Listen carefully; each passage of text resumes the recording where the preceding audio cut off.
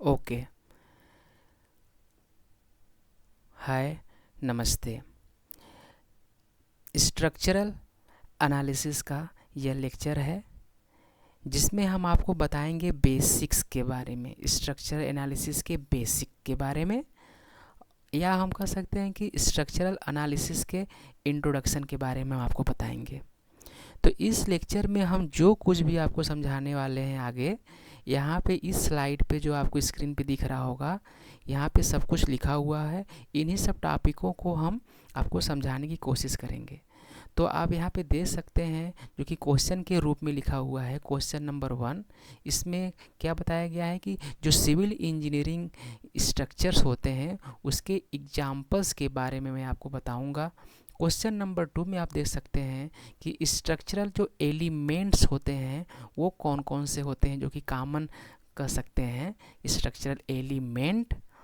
तीसरा पॉइंट है जो कि क्वेश्चन नंबर तीसरे के फॉर्म में मैंने लिखा हुआ है कि आप what are the structures, structures क्या होते हैं। फिर चौथा पॉइंट क्वेश्चन के रूप में है कि स्ट्रक्चरल एनालिसिस से आप क्या समझते हैं। इसी तरीके से क्वेश्चन नंबर 5 में स्ट्रक्चरल डिजाइन से आप क्या समझते हैं। फिर 6 पॉइंट में आप देख सकते हैं कि स्ट्रक्चर का जो हम डिज़ाइन करते हैं वो हम क्यों करते हैं, why do we design structures, क्यों हम स्ट्रक्चर का डिजाइनिंग करते हैं। और यहाँ पे कुछ वेरियस टर्म्स हैं जो कि स्ट्रक्चरल एनालिसिस में बहुत ज़्यादा यूज होने वाले हैं, तो उनके बारे में आप देख सकते हैं कौन कौन से हैं। जैसे बिल्डिंग्स के बारे में आपको समझना चाहिए, जानना चाहिए क्या होता है, ब्रिज क्या होता है, टावर क्या होता है, डैम क्या होता है, एक्विडक्ट क्या होता है, रिटेनिंग वाल क्या होता है, और ऑफशोर प्लेटफॉर्म क्या होता है। इसी तरीके से ट्रस क्या है, फ्रेम क्या है, आर्च क्या है, बीम क्या है, कॉलम क्या है, केबल क्या है, स्लैब क्या है, सेल क्या है, टाई क्या है, स्ट्रट क्या है, ब्रेसिंग क्या है। तो ये सब कुछ इम्पॉर्टेंट टर्म है जो मैं आपको आगे समझाऊंगा। ओके, फिर आगे हम बढ़ते हैं। देखिए,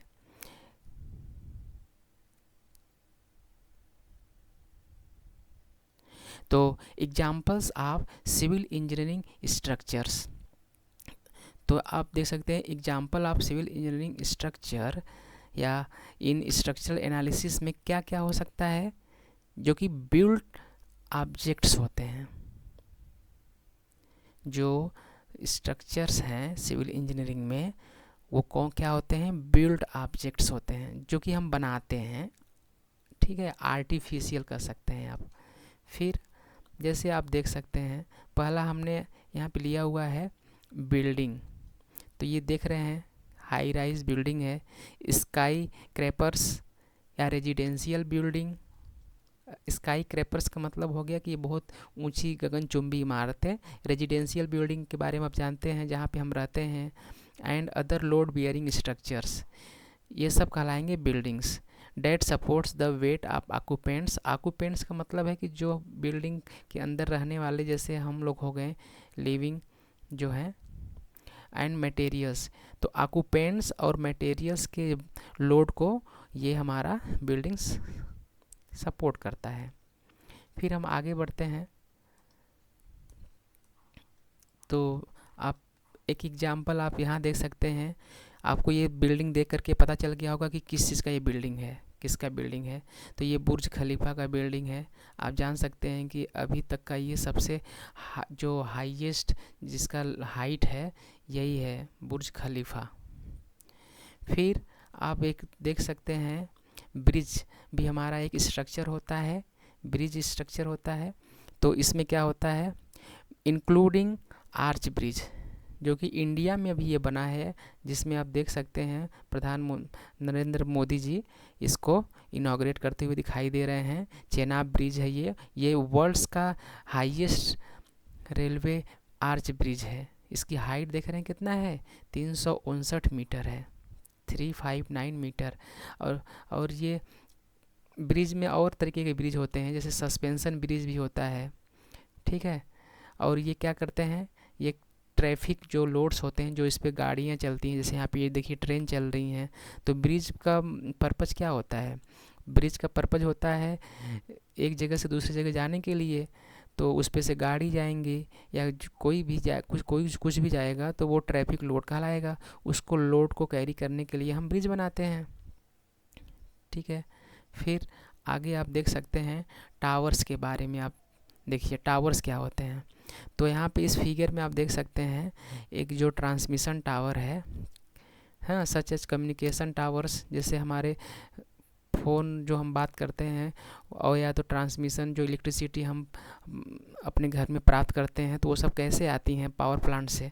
वो सब ट्रांसमिशन टावर्स के थ्रू तो आते हैं। तो ये आप एग्जांपल देख सकते हैं, इस फिगर में हम आपको एक ट्रांसमिशन टावर को दिखाए हुए हैं।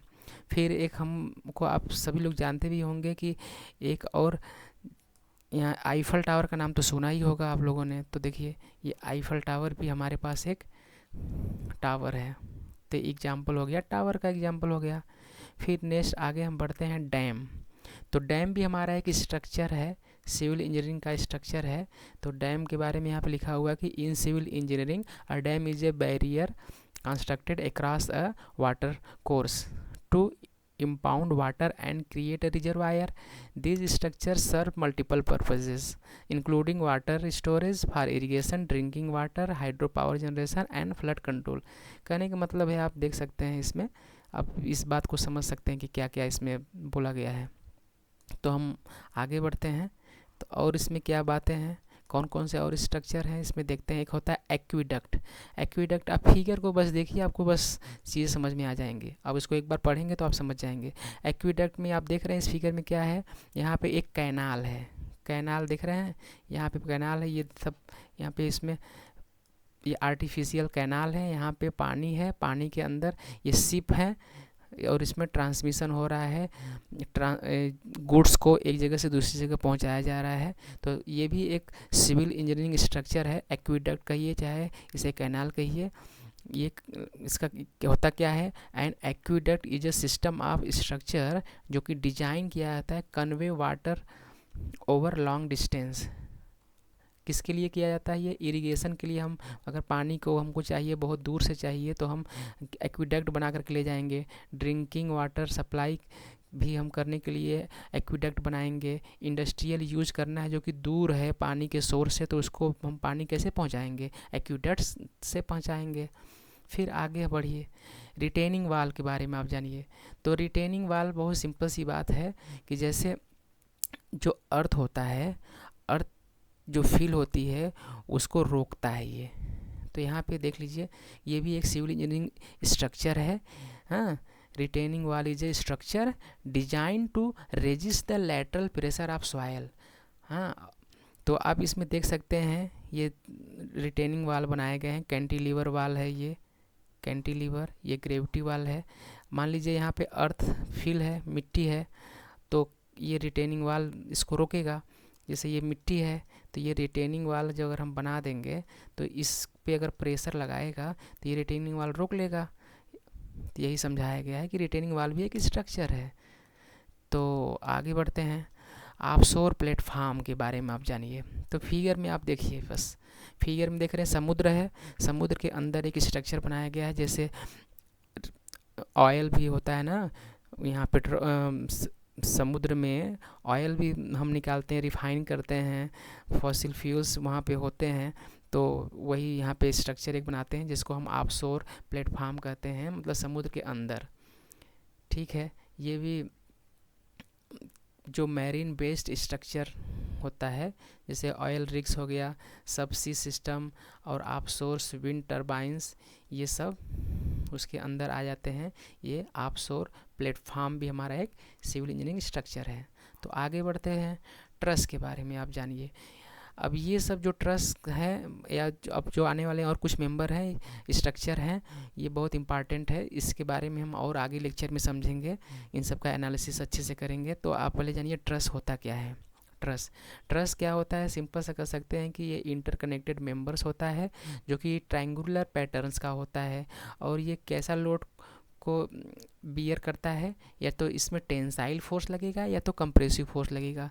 बस ये बात ध्यान रखने वाली बात है जो इसमें रेड कलर से दिखाया गया है कि टेंसाइल फोर्स और कंप्रेसिव फोर्स से ही सब्जेक्टेड होता है और ये पिन ज्वाइंटेड होता है।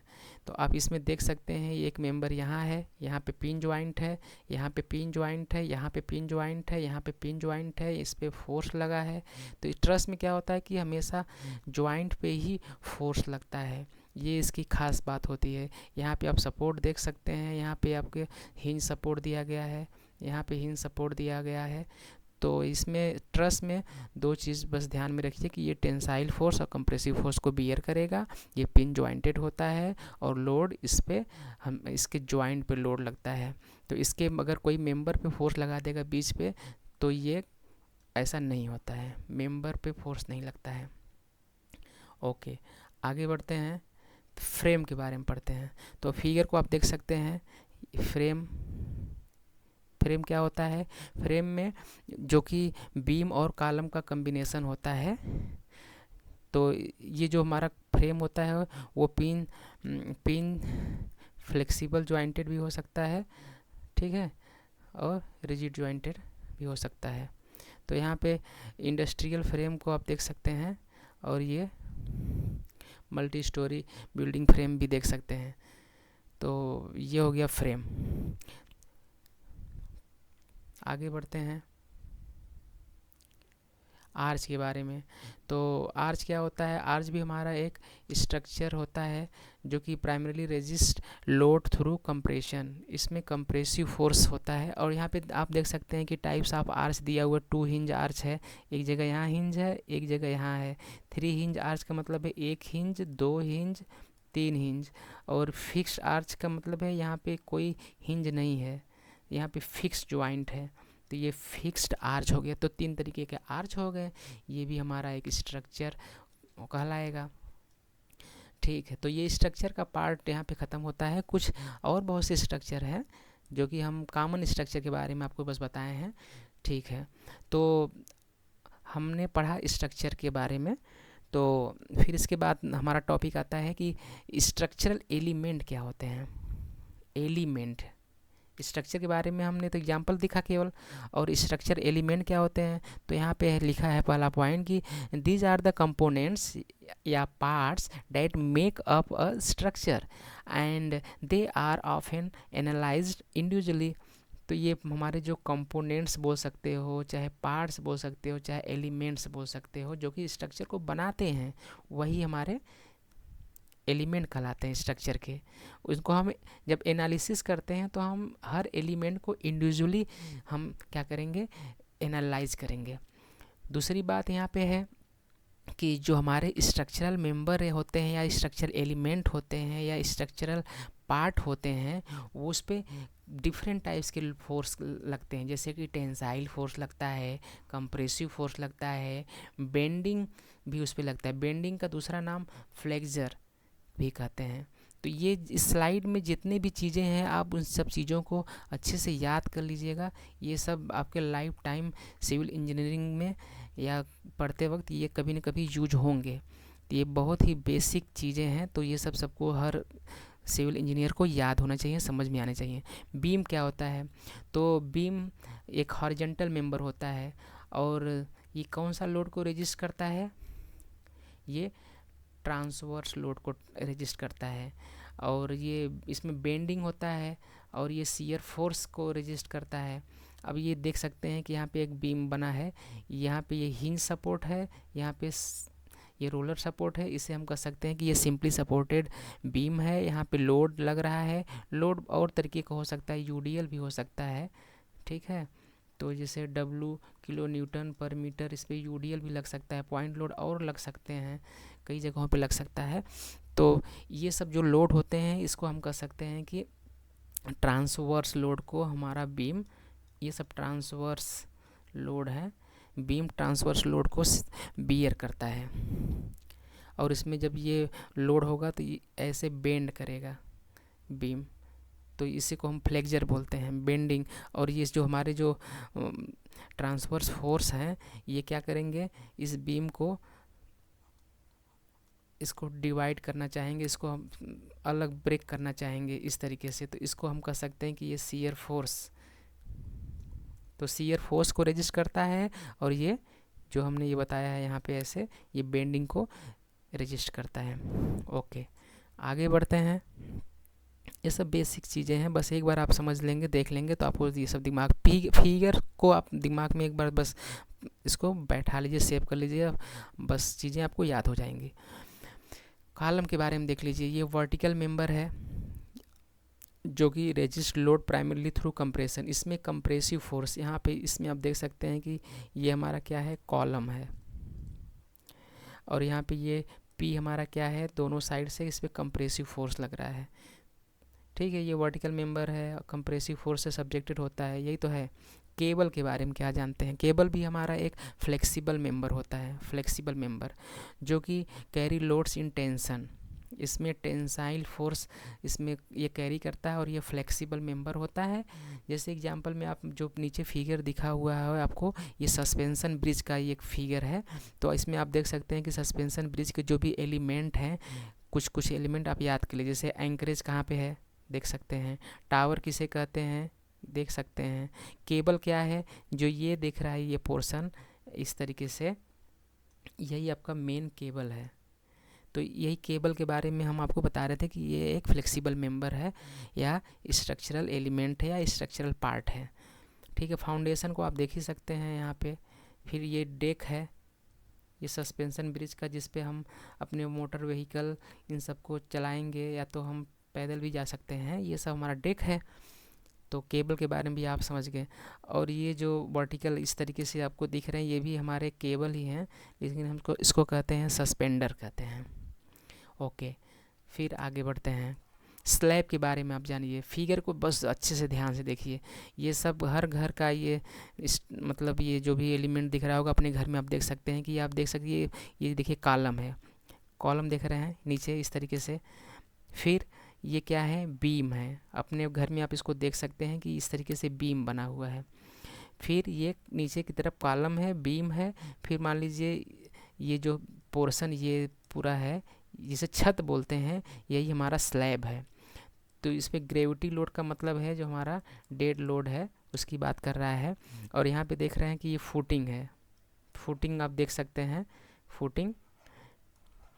तो होता क्या है कि जो हमारा लोड स्ट्रक्चर जो होता है वो लोड को क्या करेगा, जैसे यहाँ पे मान लीजिए अगर कोई लिविंग ऑर्गेनिज्म, लिविंग थिंग भी जैसे हम लोग रख सकते हैं, चाहे हमारा सोफ़ा हो, चाहे हमारा कुछ भी चीज़ें होंगी, मटेरियल होगा, उसका लोड होगा और ख़ुद का सेल्फ वेट होगा। जैसे डेड लोड होता है, लोड के बारे में आगे हम लेक्चर में पढ़ेंगे कितने टाइप के लोड होते हैं। तो डेड लोड, लाइव लोड, इसी तरीके से हम कह सकते हैं कि विंड लोड, फिर अर्थक्वेक लोड होता है, ये कई टाइप्स के लोड होते हैं। तो ये सब किसी बिल्डिंग पर लग सकते हैं। तो ये क्या हो रहा है देख रहे हैं, लोड ट्रांसफ़र हो रहा है, स्लैब से गया बीम में, फिर बीम से गया कॉलम में, कॉलम से कहाँ चला गया, फुटिंग में, फुटिंग के बाद यहाँ पे जो हमारा नीचे है ये अर्थ है, अर्थ है। अर्थ क्या करेगा, अर्थ लोड चला जाएगा अर्थ के पास। और ये जो आप देख रहे हैं एरो ऊपर की तरफ है, ये एरो आपको ये शो कर रहा है कि अर्थ जो है वो भी रिएक्शन फोर्स लगाएगा। अर्थ के पास या सॉइल के पास बियरिंग स्ट्रेंथ होता है, जिससे वो चीज़ों को बियर करता है। तो ये चीज़ें हैं। फिर आगे बढ़ते हैं, स्लैब से आगे हम बढ़ते हैं सेल के बारे में।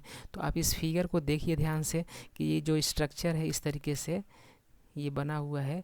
अब इसको ऐसे बहुत से स्ट्रक्चर आप देखे होंगे, तो इसको हम सेल कहते हैं। It is a curved 2 dimensional surface होता है, सरफेस होता है, होता तो ये 3D में है, लेकिन इसको हम सरफेस बोल सकते हैं, सरफेस कर्व्ड होता है ये। और that are often use to roof, जो छत हम बनाते हैं उसके लिए, फ्लोर को बनाने के लिए। और ये बेंडिंग को रजिस्ट करता है और मेम्ब्रेन एक्शन को। इसी तरीके से जो हमारा ऊपर का स्ट्रक्चर था, ये स्लैब था, ये भी देख रहे हैं क्या क्या है, इसका स्पेसिफिकेशन क्या है, फ्लैट है, हॉरिजेंटल है, 2 डायमेंशनल सरफेस है तो 3D, लेकिन ये 2 डायमेंशनल इसको हम बोल सकते हैं, क्योंकि लंबाई चौड़ाई के कंपेरिजन में इसका थिकनेस बहुत कम होता है, 2D सरफेस है। और ये क्या करता है, that are often use for roof बनाने में, फ्लोर बनाने में, और इसमें जो लोड को रजिस्ट करता है, वो बेंडिंग को और मेम्ब्रेन एक्शन को, ये सब रजिस्ट करता है। फिर आते हैं, एक नया मेंबर है टाई। टाई मेंबर क्या होता है, इस फिगर में देख सकते हैं। टाई मेंबर क्या है,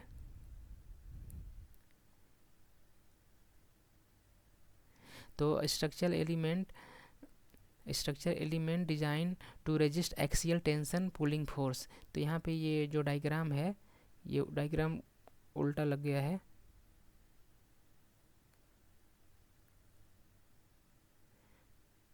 ओके, तो ये जो फोर्स का डायरेक्शन है, आप ऐसे मान लीजिए टेंसाइल फोर्स है, तो इसमें ज़्यादा दिक्कत वाली बात नहीं है। बस यहाँ पे डायरेक्शन ऑफ फोर्स जो है, यहाँ पे कह सकते हैं कि टेंसाइल फोर्स है। इसके ऊपर जो हमने पढ़ा था कॉलम, वहाँ पे कैसा फोर्स था, वो कंप्रेसिव फोर्स था। आप इसको देख सकते हैं, क्या लिखा है, कॉलम। कॉलम में कंप्रेसिव फोर्स, और यहाँ पे जो ये कॉलम न लिख करके आप इसको लिख लीजिए टाई। तो टाई क्या होता है, टाई एक टेंसाइल मेंबर होता है, structural element design to resist axial tension. Axial tension को हम क्या कर सकते हैं, पुलिंग। तो पुलिंग को या तो एक्सियल टेंसाइल फोर्स को ये बियर करता है, जिसे हम टाई बोलते हैं। स्ट्रट क्या होता है, इस फिगर में आप देख लीजिए, जैसे ये देखिए वाल है, ठीक, ये क्या दिख रहा है आपको, ये बीम है। फिर एक इस यहाँ पर भी एक मेंबर है, तो क्या होगा, यहाँ पर लोड लग रहा है, तो ये इसको हम कहेंगे टाई। टाई का मतलब है इसमें टेंशन जनरेट हो रहा है। इस फिगर में आप देख सकते हैं, यहाँ पर भी देख रहे हैं, ये ट्रस है। तो ये जो हमारा मेंबर है, ये स्ट्रट है, ठीक है, और ये टाई है। फिर आप देख सकते हैं, ये टाई है, टाई का मतलब टेंशन लग रहा है, और ये स्ट्रट है। तो स्ट्रट और टाई में आपको डिफरेंस आना चाहिए। तो स्ट्रट क्या होता है, स्ट्रक्चरल एलिमेंट होता है, ये डिजाइंड होता है किसके लिए, टू रेजिस्ट एक्सियल कंप्रेसिव, या तो एक्सियल कंप्रेसिव को हम पुशिंग भी बोल सकते हैं। तो कंप्रेसिव फोर्स के लिए हम मतलब एक्सियल फोर्स जो होता है वो टेंसाइल भी हो सकता है, कंप्रेसिव भी हो सकता है। तो स्ट्रट जो होता है वो कंप्रेसिव फोर्स को रेजिस्ट करता है, स्ट्रट। और जो टाई होता है, टाई हमारा टेंसाइल फोर्स को बियर करता है। और कॉलम हमारा कौन सा फोर्स बियर करता है, कॉलम हमारा कंप्रेसिव। तो जो कॉलम है वो एक स्ट्रट भी हो सकता है। तो अगर हम कह दें कि वर्टिकल स्ट्रट अगर है, वर्टिकल स्ट्रट, इसको हम कह सकते हैं ये कॉलम कहेंगे। ओके, आगे बढ़ते हैं। ब्रेसिंग के बारे में देख लीजिए, इस फिगर में आप देख सकते हैं कि ये एक फ्रेम है। अब इस तरीके से देखिए, ये जो बना है, ये क्या है, भी ब्रेसिंग। फिर इस तरीके से इन्वर्टेड, उल्टा भी है। फिर इस तरीके से डायगोनली है। फिर यहाँ पे यक्स बना हुआ है। शेप देख लीजिए, आप समझ जाएंगे। ये देख रहे हैं कैसा शेप बना है, के बना है ऐसे करके, के। तो ये टाइप्स ऑफ ब्रेसिंग है। तो ब्रेसिंग होता क्या है, a structural element design to resist lateral loads.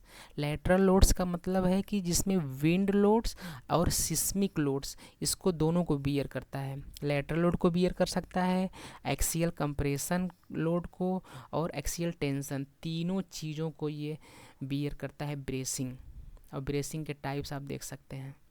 फिर आगे हम बढ़ते हैं, स्ट्रक्चर। तो एक टॉपिक आपको समझना है, स्ट्रक्चर।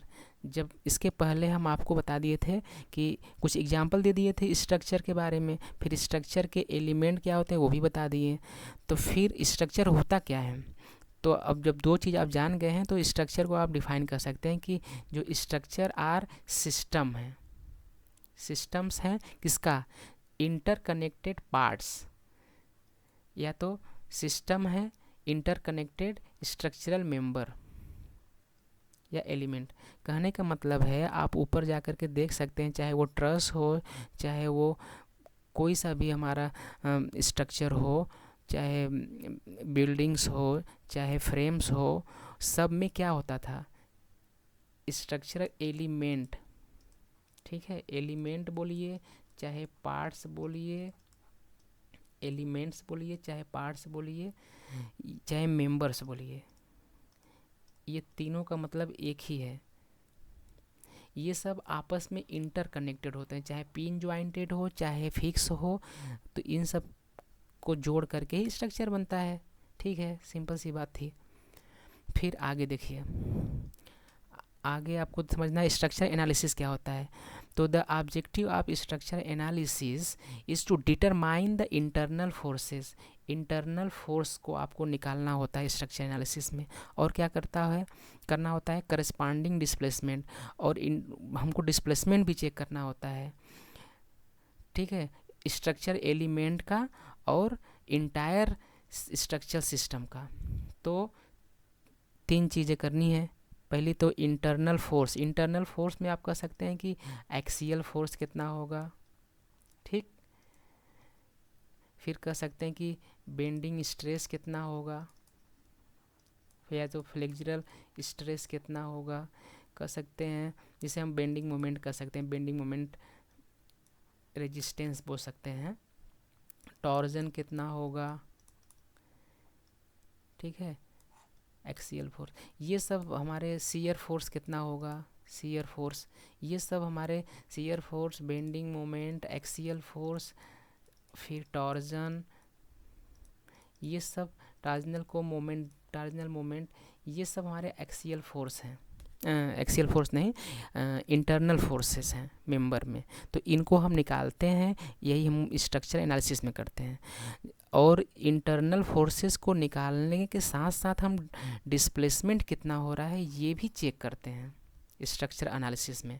फिर हर एलिमेंट का, चाहे बीम हो चाहे कॉलम हो, स्ट्रक्चर में जो भी एलिमेंट होगा उसका हम देखेंगे कितना डिस्प्लेसमेंट हो रहा है, और पूरे स्ट्रक्चर का भी हम देखेंगे कि उसमें कितना डिस्प्लेसमेंट हो रहा है। ठीक है, पहले हम हर एक एलिमेंट के बारे में एनालिसिस करेंगे, फिर ओवरऑल स्ट्रक्चर का भी एनालिसिस करेंगे, जिसमें हम 2-3 चीज़ों का बहुत ध्यान रखेंगे। इंटरनल फोर्सेस निकाल लेंगे और डिस्प्लेसमेंट को चेक कर लेंगे।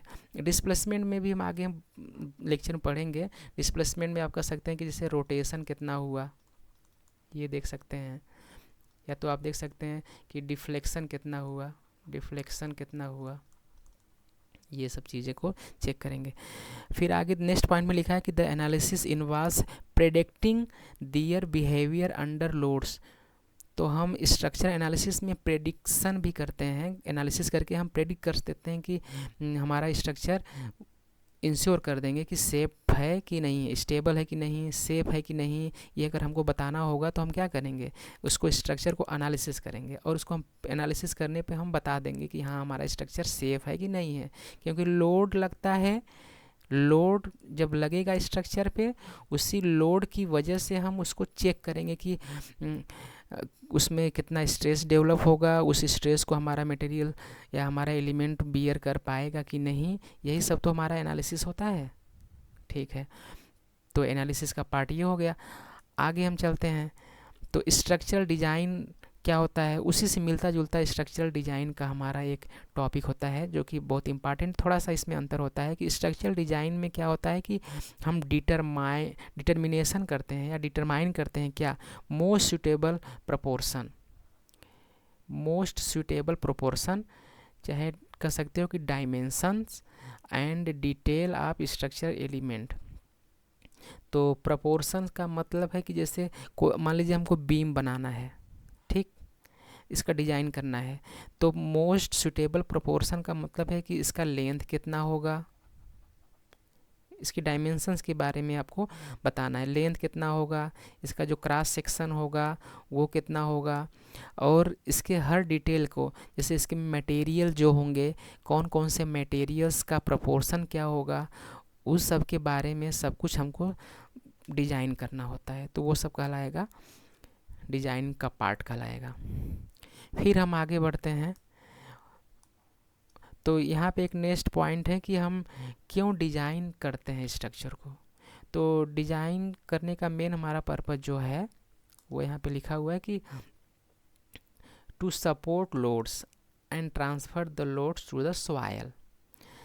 हम स्ट्रक्चर को डिज़ाइन इसलिए करते हैं कि ताकि वो लोड को सपोर्ट कर सके, बियर कर सके और उसको इफ़ेक्टिवली सेफली सॉइल को पहुंचा दे। इसके ऊपर हमने आपको फिगर में समझाया था, जैसे जो स्लैब वाला हम यहाँ पे था, इस पोर्शन में आप देख सकते हैं कि क्या हुआ है। सब जो लोड है वो मेंबर से, स्ट्रक्चर के मेंबर से ट्रांसफ़र होते हुए अल्टीमेटली कहाँ गया, सॉइल को चला गया।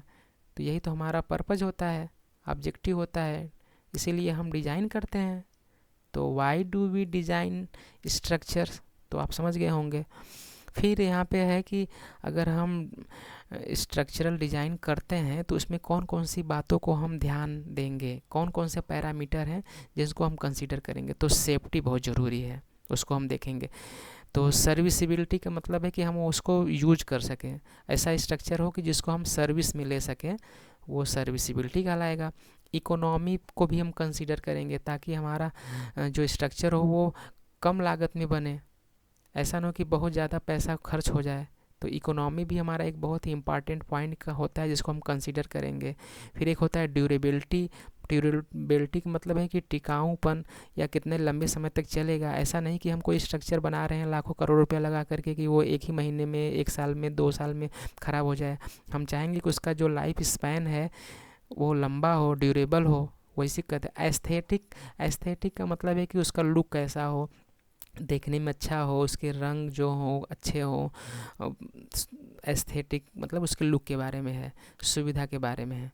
फिर इन्वायरमेंटल कांस्टेंट को भी हम कंसीडर करते हैं, इस पैरामीटर को भी हम देखते हैं कि मतलब इसके जो साइड इफ़ेक्ट तो ऐसे तो नहीं है कि जो इन्वायरमेंट पे इसका कैसा इफ़ेक्ट हो, उसको भी हम समझते हैं। और इसको कोई भी हम बिल्डिंग बनाते हैं तो इसको हम क्या करते हैं, गवर्नमेंट से पास भी कराते हैं। तो ये सब चीज़ें वहाँ पे चेक होती हैं। तो इन्वायरमेंट पे ऐसा ना हो कि इन्वायरमेंट पे इसका बैड इफ़ेक्ट ना हो, ऐसा हम स्ट्रक्चर बनाएंगे। ओके, तो यहाँ पे हमारा ये लेक्चर ख़त्म होता है। तो आप देख सकते हैं, तो ये जो लेक्चर है बहुत ही इम्पॉर्टेंट, इसमें चीज़ें लिखी हुई हैं, आप नोट कर सकते हैं। आप इसको एक एक चीज़ को याद कर लीजिएगा। कभी कभी होता है कि एक वर्ड के कई सिनोनिम्स होते हैं, तो एक वर्ड का मतलब तो हम समझते हैं, लेकिन उसके सिनोनिम्स अगर आ जाते हैं तो हम कंफ्यूज हो जाते हैं कि ये क्या है। तो सिनोनिम्स भी हमने कुछ यहाँ पे यूज किए हुए हैं, तो आप इसको अच्छे से याद कर लीजिएगा, समझ लीजिएगा। थैंक यू, धन्यवाद।